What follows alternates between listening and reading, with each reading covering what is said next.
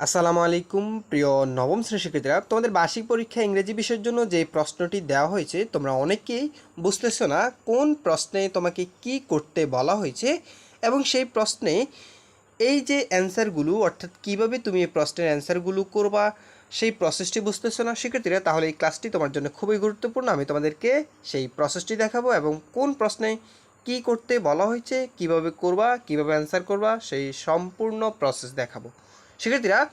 এখানে পর্ব অনুযায়ী গত পর্বে আমি তোমাদেরকে এখানে যে প্যাসেজটি থেকে এখানে 1 নাম্বার অর্থাৎ এ নাম্বারে এমসিকিউ, 2 নাম্বারে যে কোশ্চেনগুলো এবং 3 নাম্বারে যে টেবিলটি এগুলো কীভাবে অ্যান্সার করতে সেই প্রসেসটি দেখিয়েছিলাম। তো আজকে আমরা এখানে 2 নাম্বার থেকে শুরু করব।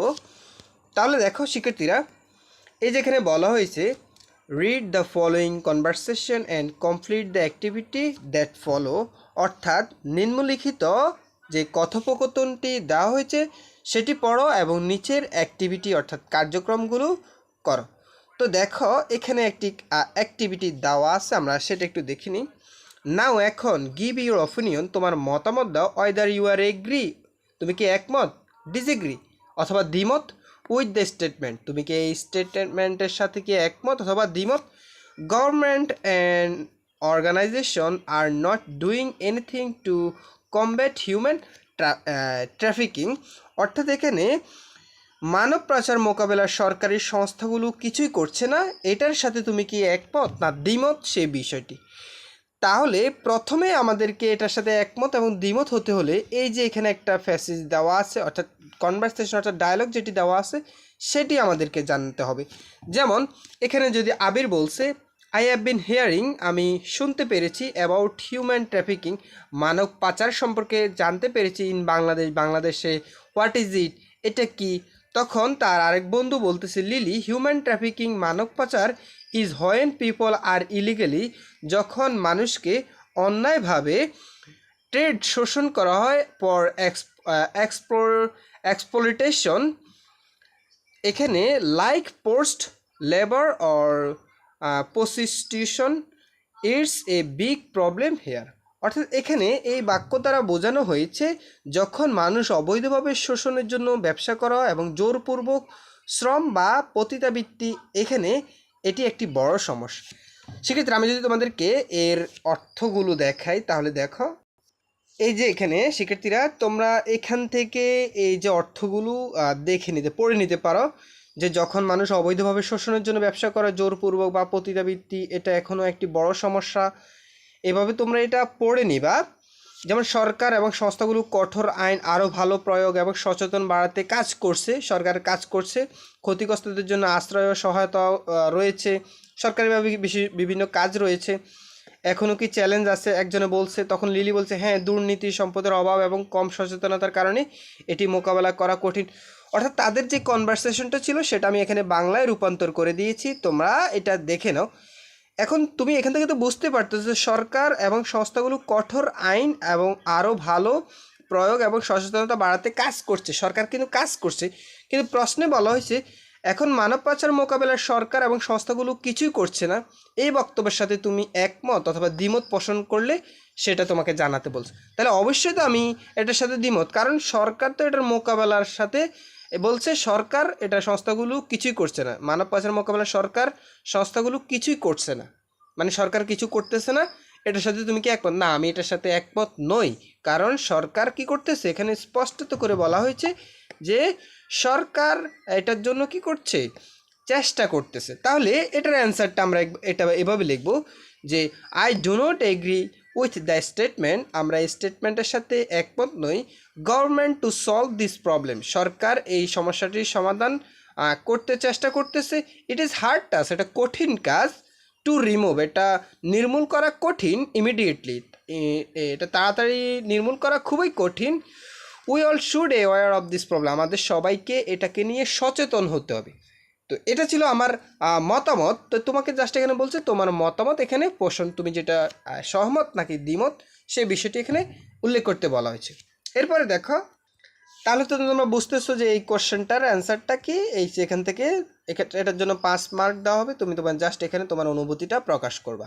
আচ্ছা, এরপরে 3 নম্বরের কোশ্চেনটা দেখো, read and follow the text on cybercrime, then complete the activity that follows. অর্থাৎ এখানে সাইবার ক্রাইম এই সম্পর্কে একটি অনুচ্ছেদ দেওয়া আছে, তোমরা এই অনুচ্ছেদটি পড়বা। আচ্ছা, পড়ার পরে কি করতে বলা হয়েছে সেটা আমরা দেখিনি। যে complete the following table, writing effect, এরপরে preventing measure in respective columns, অর্থাৎ নিচে যে কলামটি রয়েছে সেই কলামে আমাদেরকে কলামটি পূরণ করতে হবে। তো সেক্ষেত্রে এখানে কয়েকটি বিষয়, কজ কারণ, ইফেক্ট এটার প্রভাব বা ক্ষতিকর দিকগুলো, প্রিভেন্টিং মেজার এটার প্রতিরোধের উপায় বা প্রতিরোধের ব্যবস্থা। তাহলে এই যে ধরো আমি যদি তোমাদেরকে একটা দেখাই অ্যান্সার থেকে, দেখো হ্যাকিংটার ক্ষতি কি হতে পারে সেটা এখানে লিখব, এবং এটা সমাধান করতে আমাদের কি করতে হবে সেটা এখানে লিখতে হবে। চলো আমি এর অ্যান্সারটা দেখাচ্ছি। এই যে এখানে ধরো আমি একটা দিয়ে তোমাদেরকে দেখাচ্ছি, দেখো শিক্ষার্থীরা, এই যে হ্যাকিংয়ের ক্ষতি কি হতে পারে, যে হ্যাকিংয়ের ক্ষতি হতে পারে a hacker may access and delete file. এখানে তো একজন হ্যাকার মে অ্যাক্সেস কী করতে পারে, অ্যাক্সেস মানে নিয়ন্ত্রণ করতে পারে কম্পিউটারকে, অ্যান্ড ডিলেট করতে পারে ফাইলগুলোকে ডিলেট করতে পারে, and encrypt data and hold it for reason, এবং সেটাকে কি করতে পারে নিজের মতো করে ব্যবহার করতে পারে, এটা ক্ষতি সাধন করতে পারে। তাহলে এটা হচ্ছে এটার হ্যাকিংয়ের প্রভাব। এখন এটার প্রিভেন্টিং মেজারটা আমি এক বাক্যের লেখাগুলো বড়, তোমাকে এটা তুমি তো লিখবা খাতা, তো সেক্ষেত্রে তুমি ঘরগুলো বড় করে লিখবা এবং ওই ঘরের মধ্যে তুমি লেখাগুলো লিখতে পারবা। তো এক্ষেত্রে যেহেতু এটা ছোট আর লেখার তুলনা বক্সটি ছোট, যার কারণে আমি লেখাগুলো একটি বক্সের মধ্যে লিখতে পারিনি। তো প্রিভেন্টিং মেজার এটার প্রতিরোধমূলক ব্যবস্থা কি হতে পারে, যে হ্যাকারদের এই যে হ্যাকিং থেকে বাঁচার জন্য তোমার প্রতিরোধমূলক ব্যবস্থা কি সেটা তোমাকে এখানে লিখতে হবে। তো এরপরে হচ্ছে মেক এ স্ট্রং পাসওয়ার্ড, এখানে শিওর হবে না, মেক এ স্ট্রং পাসওয়ার্ড, একটা স্ট্রং পাসওয়ার্ড দিতে হবে, আর অ্যাট লাস্ট 8 ক্যারেক্টার, 8 ডিজিটের একটি স্ট্রং পাসওয়ার্ড দিতে হবে, with a mix of upper and lower access, অর্থাৎ বিভিন্ন শব্দ বা বিভিন্ন অক্ষর ব্যবহার করে পাসওয়ার্ডটা দিতে হবে, অ্যান্ড ইনক্লুড নাম্বার, এবং নাম্বারও সংযোজন করতে হবে, আদার ক্যারেক্টার্স অ্যান্ড নেভার ইউজ, এবং কখনো ব্যবহার করা যাবে না auto complete picture or password. তাহলে এই যে এটা কিভাবে সমাধান করতে হবে, এই হ্যাকিং থেকে বাঁচার জন্য তোমাকে কী করতে হবে সেটা এখানে লিখলাম, হ্যাকিংয়ের ফলে কী ক্ষতি হতে পারে সেটা এখানে লিখলাম। সেম একইভাবে আইডেন্টিটি থিপ, নিজের তথ্য চুরি, সেটার ক্ষতি কী হতে পারে সেটার সমাধানে তুমি কী করতে পারো সেটা এখানে লিখবা। অনলাইন ফ্রড, এখানে অনলাইন ফ্রড মানে প্রতারণা, অনলাইনের প্রতারণা, এটার আর্থিক ক্ষতি হতে পারে, আর্থিক ক্ষতি হবে, এটার ক্ষতিতে তোমার করণীয়। এরপরে ফিশিং, এখানে ফিশিংয়ের ফলে কি ক্ষতি হবে, ফিশিংয়ের প্রতিরোধে তোমার করণীয়। এইভাবে তোমাকে কি করতে হবে, এই চকগুলোর অ্যান্সার করতে হবে। আশা করি তোমরা বুঝছো যে তোমাদের এই যে কীভাবে এই 3 নং কোশ্চেনের অ্যান্সার করতে হয়। শিক্ষার্থীরা পরবর্তী ক্লাসে আমি তোমাদের এখানে 4 নাম্বার থেকে বাকি যে কাজগুলো রয়েছে সেগুলো কীভাবে অ্যান্সার করতে হয় সেই প্রসেসটি তোমাদেরকে দেখিয়ে দেব। শিক্ষার্থীরা সেই পর্যন্ত তোমরা সবাই ভালো থাকবে, সুস্থ থাকবে। ভিডিওটি কেমন ছিল অবশ্যই কমেন্ট করে জানাতে পারো, আর তোমাদের যে কোনো মতামত কিংবা পরামর্শ বা কোনো কিছু জানতে চাইলে সেটাও কমেন্ট করে জানতে পারো। তোমরা সবাই ভালো থাকবে, সুস্থ থাকবে। ধন্যবাদ সবাইকে।